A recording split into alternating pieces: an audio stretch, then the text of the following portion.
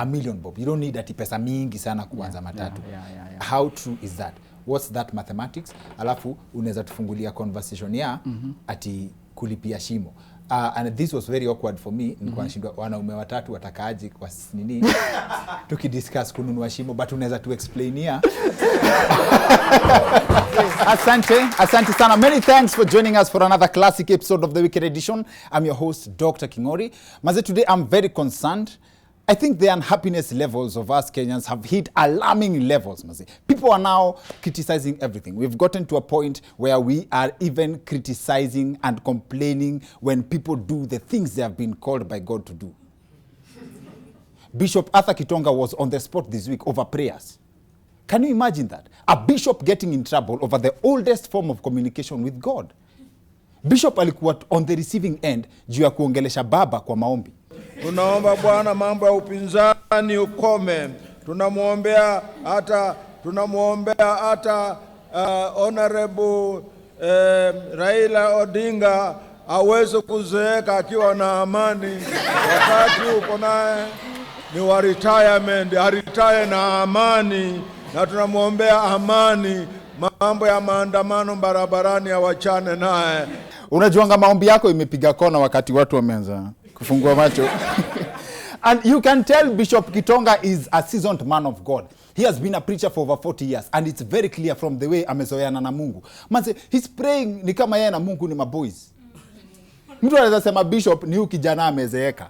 Sagugda tunajamu lembeki anakusagugda mwinengi niwe pekeneki atuzaida nabu masanegi atuzaida nabu sagugda mwinengi na ji yako itanakwe shurani kusagugda. Amen.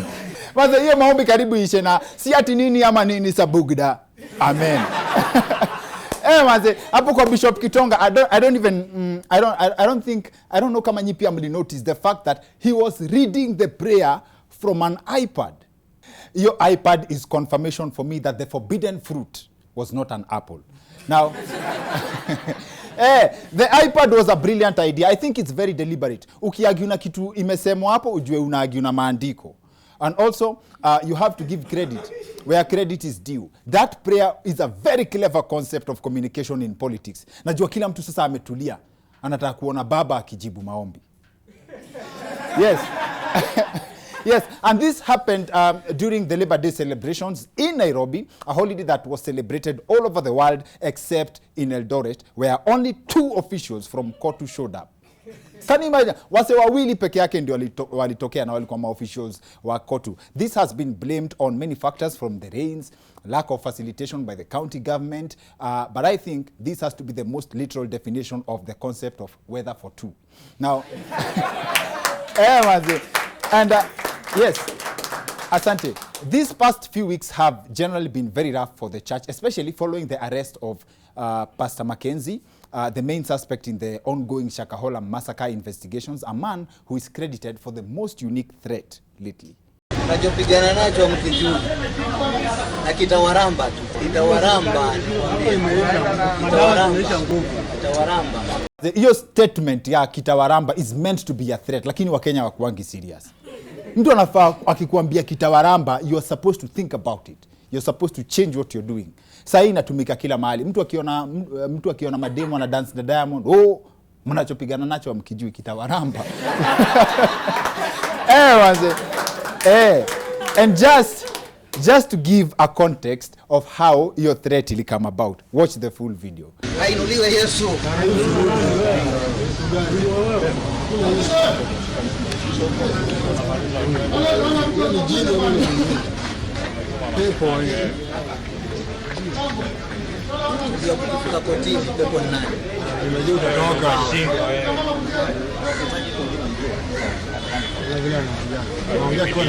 Ni picha kabisa. Usiogope. Mnajua umsi alitoka na roho safi sana akasema inuliwe Yesu. Wakenya wakamwanzia hapo, Yesu mgani? Sasa I think Kenyans can be evil. Unaona wanamrecord, wanaambia ainuliwe Yesu, wako hapo kando, pepo wewe. As in, like how evil can someone be? Unaita msee pepo na anakusikia. Mi kwanza nahurumia msee wa sign language mwenye inaitwaje, alikuwa na kazi ya kutranslate hiyo kitawaramba. Unachopigana nacho mkijui. Na kitawaramba tu. Kitawaramba.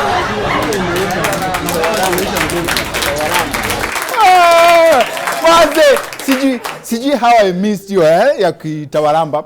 But the matter is before courts and I hope justice prevails.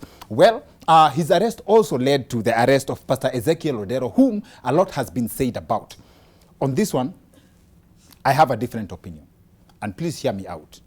After my investigations, I think it's the cartels that are fighting Pastor Ezekiel.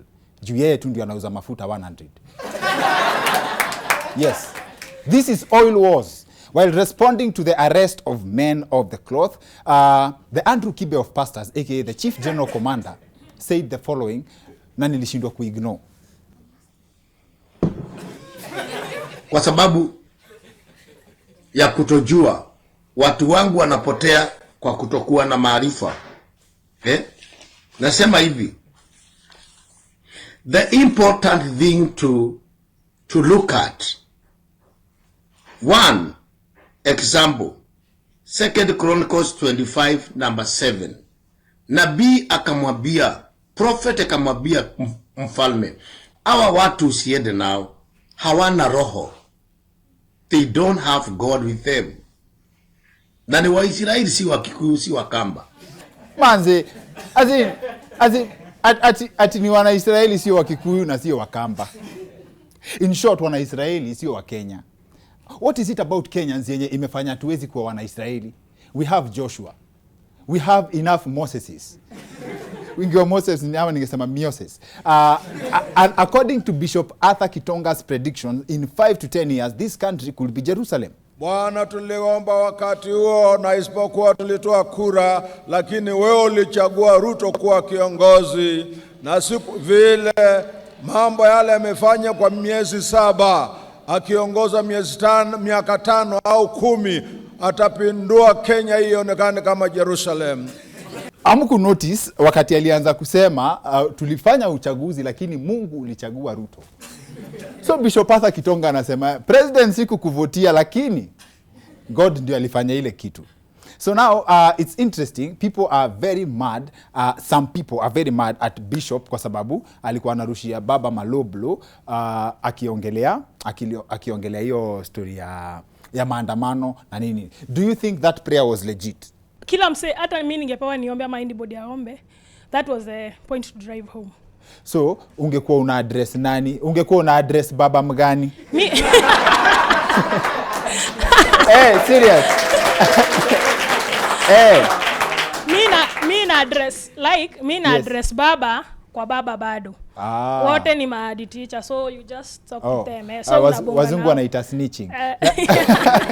Mtu anamwagiwa pesa, sasa huyo pesa ilimfanya akaanza kuongea vitu, anaongea maombi, yani hakuwa anaomba, akaanza kuongea vitu ameandikiwa. So mimi hapo naweza sema hivyo, pesa ndio ina drive watu crazy. Hizi stories za church, yes, ni mtu anajitakia actually.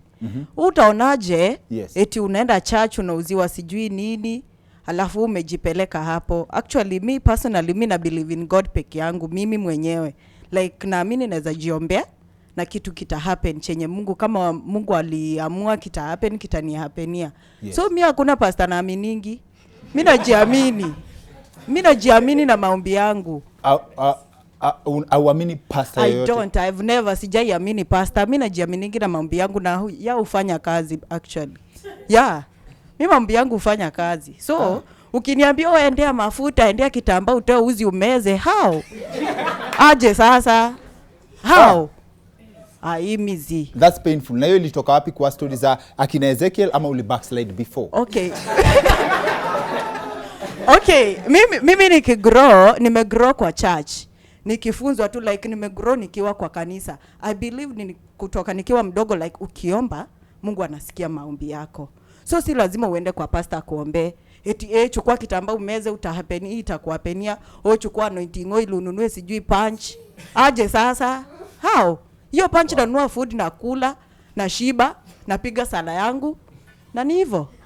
Wow, that's so passionate. I'd like to see your Sunday timetable. Wapi makofi ya kila mtu? Wazi, asanteni sana. We have a great show lined up for you. I know you have all gotten the feeling that every time someone is talking about the matatu industry, it's always from a point of discouragement. Oh, maze kama unataka ugonjwa wa sukari, nunua matatu. Like, investing in matatu industry has for a long time been touted as investing in suicide. It's more like umeamua wacha pesa yako ikuue pole pole. On the flip side, one of our guests for this episode told me that he wishes he invested in the industry earlier. He would be a billionaire by now. How so?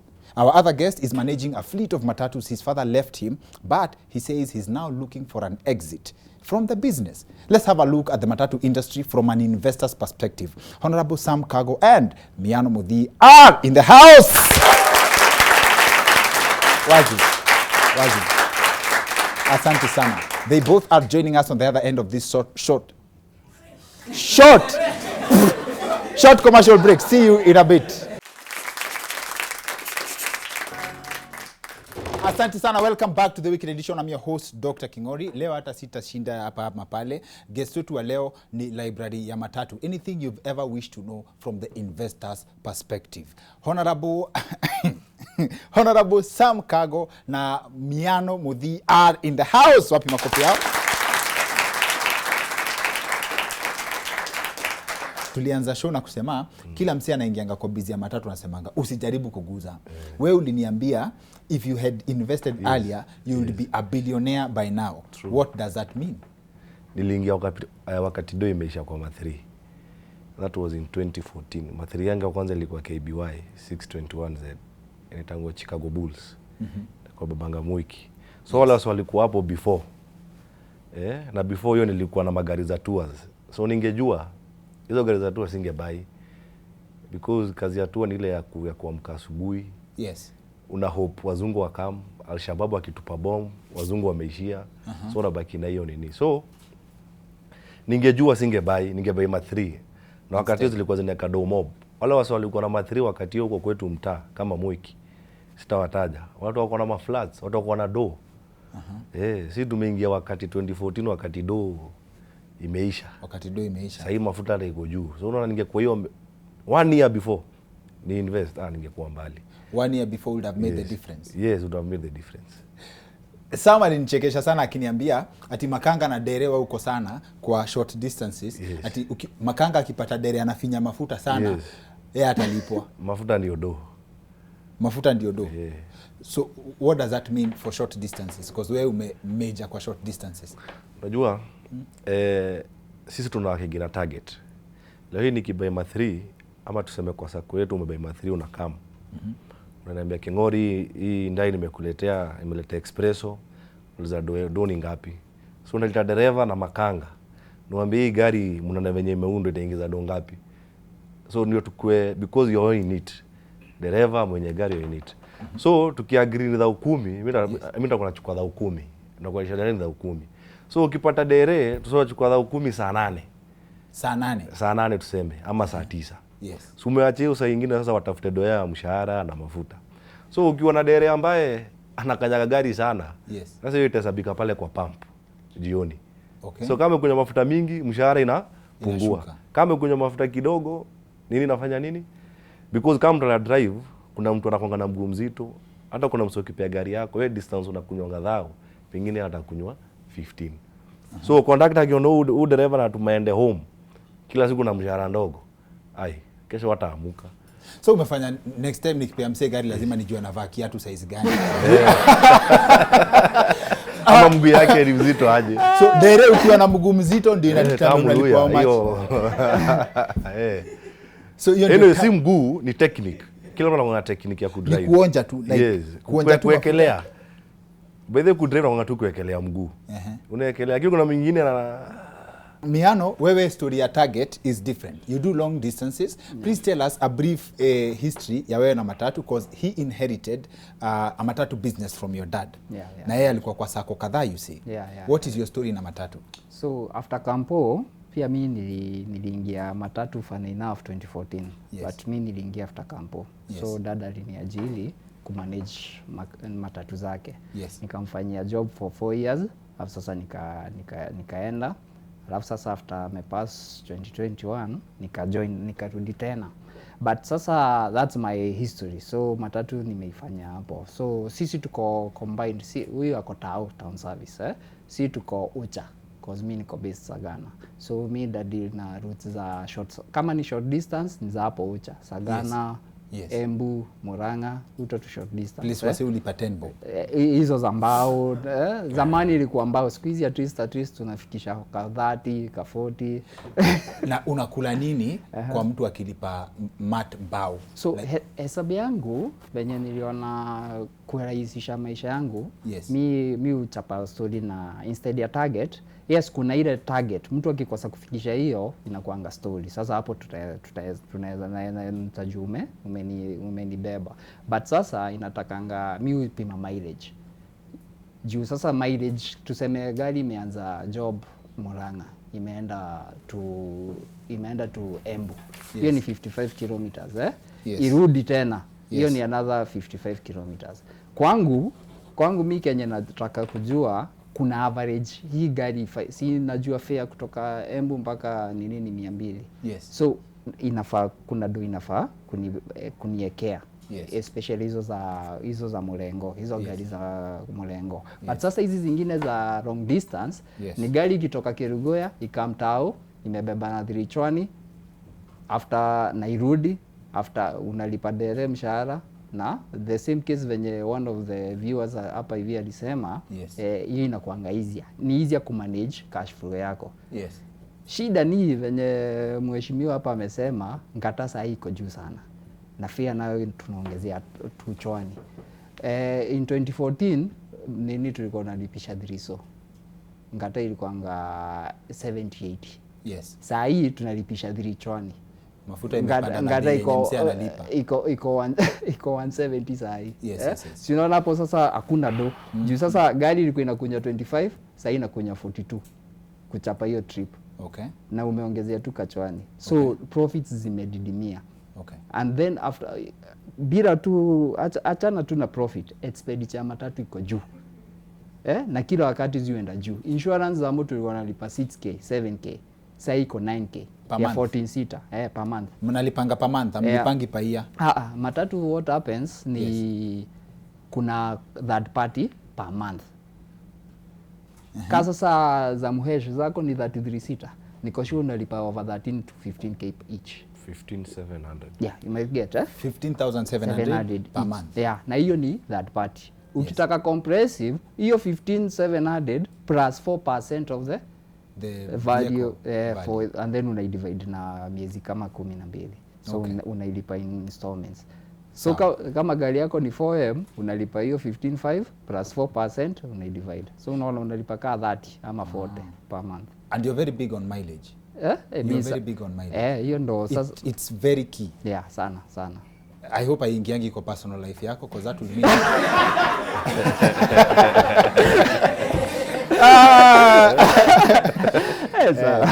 but at least hawezi rudia ex wako. So now hapa na kuna problem kwanza. Ni wase wa town service. Kuna matatu sako yenye mnakataa mkisikia ati inakuja route yenu amutaki hiyo story. Kwa nini? See, it's all in the interest ya kubeba watu na saa nyingine nasikia hata mata zitoshangi. What's the problem? No, unajua yes. Si town service peke yake, ni all over Kenya. Hata ukienda kwa long distance iko hivyo. Unajua sasa ni competition, tunaangalianga factors mingi. Unajua sasa watu waongezeki. Kama hapo kwenye kuna watu waongezeki, lakini madhari zinaendelea kuku. But watu sema sana mnakuanga na shida juu sako ingine inakuja kuleta tabia mzuri. Hapana. Sako iongezeki. Haya, kuna sako itakuja ikuje itamange bei. Unaona? Sasa hiyo unaweza imagine, yani umeuliza very genuine question. Mtu akuja bebe 10 na 20. Unamekaje do? So unapatanga sako ingine kikam, itakamu kwanza ibebe 50 kama max ni 80. Ibebe 50, bebe 50 miezi mbili kufuatilia tu wadhi hivi kuwatupisha. Unajua pia Wakenya upenda vitu mpya na vitu cheap. Yani wa Kenyans for you. Vitu mpya na vitu cheap. Yes. Sasa anakuja wapenda ni kitu mpya. Imekam na iko cheap waende. Then Mkenya akishazoea mahali then ni ngumu kutoka. But generally ni hiyo competition. Okay. Competition ya that hii magari zimekuja zingine that kwa route. Watu waongezeki ni wale. Unaona? So inakuja unapata offload. Tunaitanga do natanga offload itadipim. Lakini still hata na hiyo veteran yako unasema whatever come may, uruke juu rudi chini, lazima utaibiwa. Lazima. Kwa kila biashara lazima. You know, as a businessman, na si kwa Muthii peke yake. Pengine ukupia kwa milioni ndio mwanange palipa kuiba. Lakini in every business, ukifungua hata kama ya kuuza maziwa ama hata ya kuuza nini, wewe kama employer, wewe juaga tu. Itafanya nini? Lazima iende. Lazima kuna kitu kataenda. Afadhali upate mtu mjanja wa hapa, kama Muthii wa hapa, hata kama atacheza mukinyo, anazitangaza mukinyo. Hata kama atakinya, na pia mimi nitakinjero ku. Umeelewa? So ushinda uemploy mtu zuzu. Unachagua kila siku wisely. Like you choose a wise thief, like a thief who adds value. Yes. Thank you. Hiyo.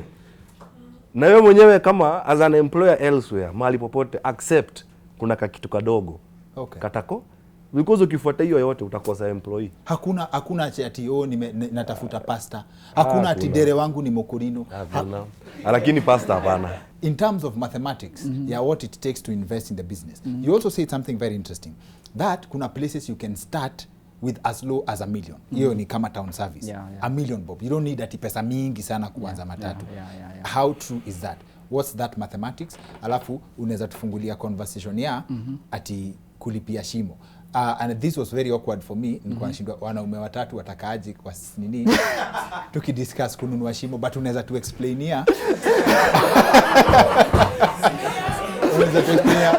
what that means in the matatu industry. Okay, sasa so tuanze na hiyo ya 1M. Yes. So ukiwa town service una checking utu to match tumze. Utu tu generator, tunaitwa generator. Okay. Generator po utaipata na kitu kama 500k.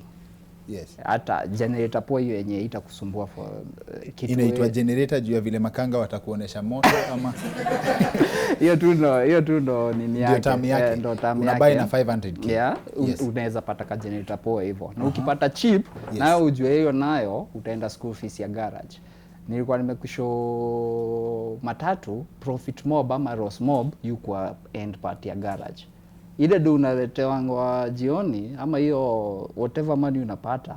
Na hiyo gari ili iende lazima utasukwa tu kwa garage. That's why I'm so big on mileage. Yeah? Yes. So ukibuy kagari ka 500k, chances are kako in a better condition kuliko ka 300k. But pia unaweza chapwa, so nipo uende ukibuy na mechanic na mechanic kuna trust. So ukikanunua mechanic kuna trust.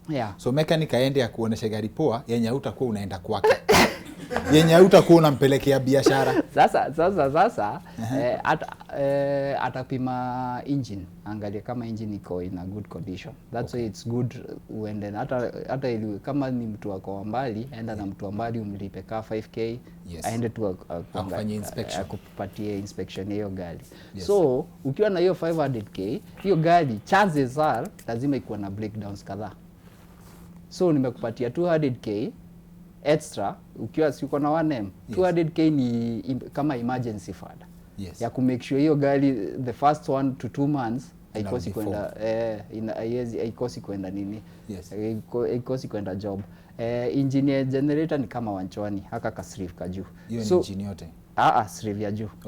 So ukiwa na wanchwani plus 50 za takataka zingine za miguu nini unaweza uko na ka emergency fund. Ile dhiriso nayo nyingine ni just unaweza pata gari pengine ilikuwa 6 unacheki, so na pia unahitaji insurance hata kama ni monthly, unahitaji inspection. Ukiingia kwa sako hata chairman atakwambia hapa lazima ulipie TLB, si do mob ni 3500, inaitwa squeeze, inaitwa LSL ni road license na kuna vitu mob sana. Alafu sasa sako zingine especially za Ocha unalipanga membership fee ukiingia.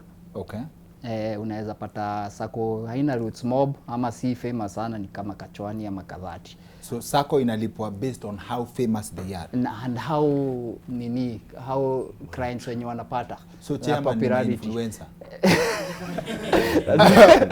Unamlipa na followers. Sasa hao juu sasa ukiingia sako yenye gari hazibebi sana unapata shimo moja inabeba mara 2 ama nini, gari ina take 1 hour kabla ijae na ingine ina take 30 minutes ama 20 minutes abiria wamejaa. Hizo ndio factors za kuconsider.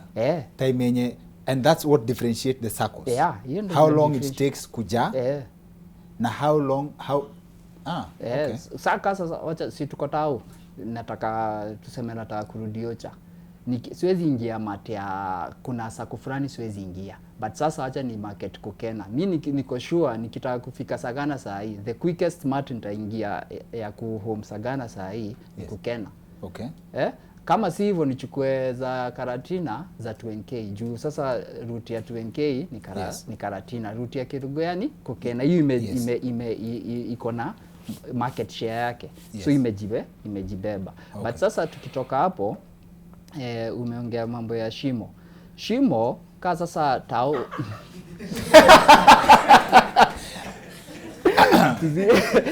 muokoke bana, muokoke. Tuzite stage hapa tao lazima utafute place strategic. So before upate hiyo place strategic lazima sasa uko off do. Lazima uende lazima upigane na sako zingine. Unajua unaingia almost all routes are covered by vehicles. Sasa ukikam unaingia lazima uingie nini? Lazima uingie na force yako. Na lazima utafute place yenye unajua watu wako wa ile place wanaenda utawapata. Sam Kago ndio the member of is the ward representative wa Mwiki ward. Wapi makofi yake? Asante sana, and I hope siko Matatu peke yake in terms of ideas za create employment tutaendelea kuongeza. Alafu let me tell you something interesting. Boys wetu tumeleta hapa Miano Muthii. Ukienda tu kwa YouTube search Miano Muthii, anaweza kuwa anaongea hivi kwa mat, but he has very deep and vast knowledge as far as investment is concerned. Tunaweza kosa kukava yote kwa show moja, tunaweza kwa tumempina story ya Matatu kwa show moja, but ukienda YouTube unaweza angalia he's done videos on real estate, akifanya Matatu he's done videos za kukubreak down costs. We have just touched on a highlight of what he talks about and what he can do. I wish hii conversation inaendelea. Leo tumewaletea probably the most humble politician and probably one of the biggest our smartest businessman upcoming in the country. Wameweza ama wajaweza? Watu na kofi yao. Sawa mazee. That's it for the weekend edition. See you next week. My name is Dr. Kingori.